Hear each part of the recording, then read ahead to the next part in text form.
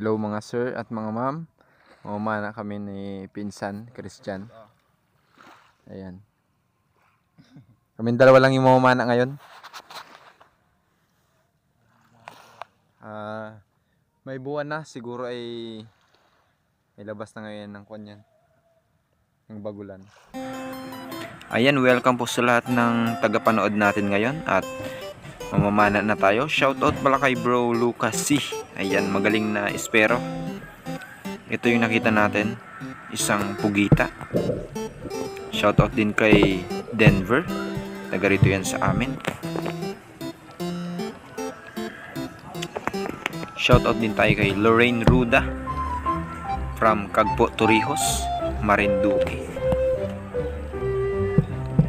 Habang hinuhuli natin yung octopus, shoutout din kay Elio Mix Fishing Vlog. Ayan, nahuli natin yung octopus, ang first catch natin. Shoutout din kay Aljon Jimenez. Salamat sa inyong panood at hulihin agad natin itong octopus na ito. Ayan.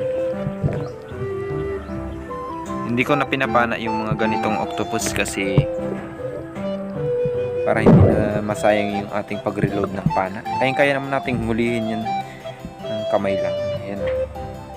Ayos, meron na tayong first catch, ang octopus o pugita. Napakaraming ganito dito sa amin, mga iito, sumbilang o patuna. Napakaraming ganito talaga dito. Bihira yung humuhuli ng ganyan sa amin kasi napakatinik niyan. Itong shell na ito, ayan, kinakain daw ito pero pag-iisa hindi ako kumukuha ng ganyan, yung shell na yan. O yan, dahil mayroong buwan ngayon, naglabasan na yung mga ganitong cuttlefish. Ayan o, yun, 1-0 na tayo. Kapag mayroong buwan, mga madam at mga sir, ganito talaga yung ini-expect namin makikita namin. Kung makakita man kami na kagaya ngayon, swerte namin. Kung wala, swerte pa rin kahit pa paano. At sigurado meron namang may uwing isda kahit na madalang yung labas.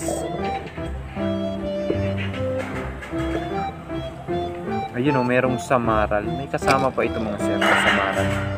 Pero isa lang yung ating nahuli. Ayan. Ayos mga sir. Nakaisa na tayo ng samaral. Yan o. Kita nyo yan. Ayos. Medyo may kaliitan lang pero goods na yan pang ulam natin. At yung danggit. Ayun o. Natutulog. Nakahiga yung danggit. Sapul. Isang danggit yung ating nahuli dito. At meron pang stonefish oh. Ayan oh. Masakit din makatinik yan. Ito yung tinatawag nilang labor na yan, na crab kasi lagi daw mayroong pasan. Ayan oh. Kasi parang lagi siyang nagle-labor. Ito merong lizard fish o tuko. Ang ulam din natin to mga sir.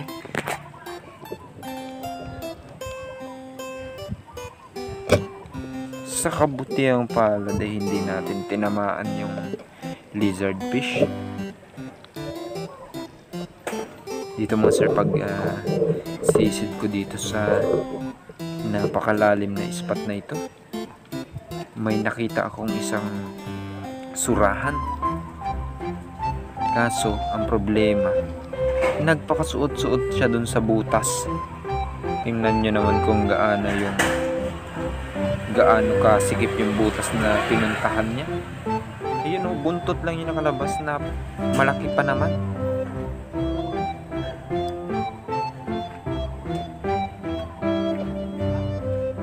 Uguin natin yung pwesto, medyo nakalapad na. Ano kaya ito mga sir? Matalab kayo yung pana ko dito. Yun! Huli kaya?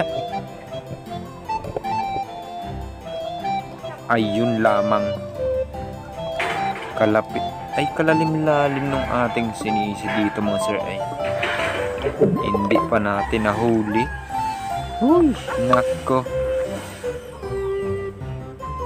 Isa pa. Sisiran ulit natin. Ayan pala si pinsan. Kaso hindi niya nakita. Kaya tayo na ang pumana. Sa pangalawang pagkakataon, nandyan pa rin. Balak ko sanang hilahin yung buntot niyan. Kaso matalim yung buntot niyan kaya hindi ko na sinubukan. Sa pangalawang pagpana natin, ayun oh, talagang matigas yung balat niya. Hindi natin kayang panain. Hindi kasi matalim yung pana natin. At nung nakita na ni pinsan, hindi na niya naabutan at sumuot maigi. Hindi na makita. Sayang, malaki-laki pa naman yung surahan na yun. Di bale, hanap lang tayo ng ibang mapapana natin. Meron ditong danggit mga sir na nagpakita. Nakahiga lang. Kita nyo yung danggit dito. Nakahiga lang siya sa buhanginan. You know.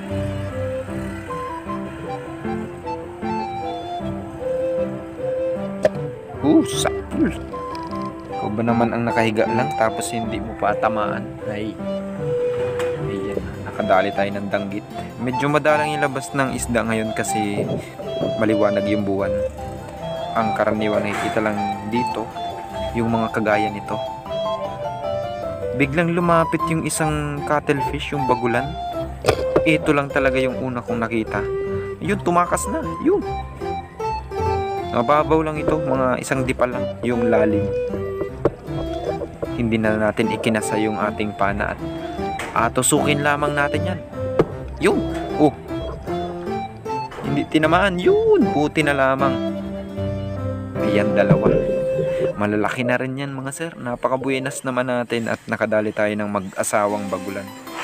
Kaya kapag ako nakakita ng isang pirasong cuttlefish, tinitingnan ko talaga yung paligid niyan. Baka sakaling meron pang mga kasama. Yan, napakadali lang hulihin yan kapag sila ay mag-asawa mong nakita. Pero kapag nag-isa-isa lamang, minsan ay mailap. Kaya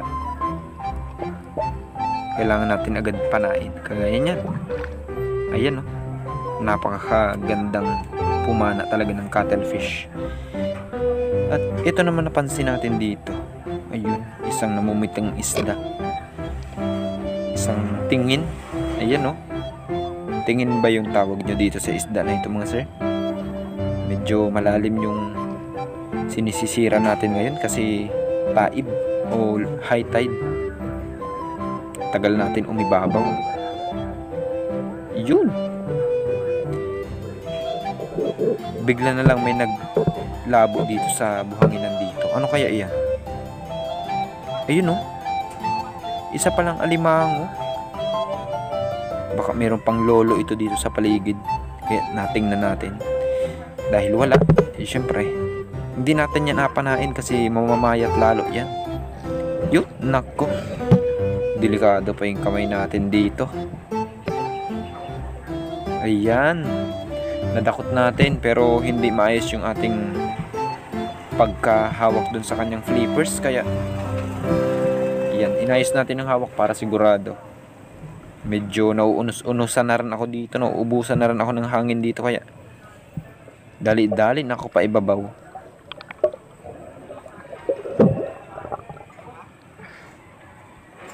Ayan mga sir, ayos. At meron din tayo dito nakitang isang palasingsingan. Ayun oh. Yun. Ayos mga sir. Kahit na medyo madalang yung labas ng isda, at least nakakita pa rin tayo. Kahit pang ulam natin, solve naman na tayo dun sa cuttlefish na nahuli natin. Ayun, nakatabi na tayo. Ito na yung huli natin mga sir. Napakataas ng tubig. Ayan, yung huli natin, napakaganda. Kahit na napakaunti lang ng isdang huli natin, matumal yung labas ng isda. Nakahuli naman tayo ng 3 buo na cuttlefish. Ayan, oh. Sariwang sariwa. Napakaganda ng huli natin mga sir. Ayan, ayos. Salamat sa inyong panonood at sana ay nag-enjoy kayo sa aming video. Maraming salamat sa mga patuloy na nakasuporta sa aming channel. At sana po sa mga bago nating viewers ay isubscribe nyo naman ang aming channel. At i-hit nyo yung notification bell para maging updated kayo sa mga panibago naming uploads. Ayan, thank you very much po. At sana po ay palagi tayong nasa mabuting kalagayan. God bless and ingat po tayo palagi. Yung mga isda, ayan. Ilang piraso yung isda kong huli. Kung walang bagulan, walang huli. Konting pirasong isda. Ayan. Alam yan ay? Naniit? Walang tama yan.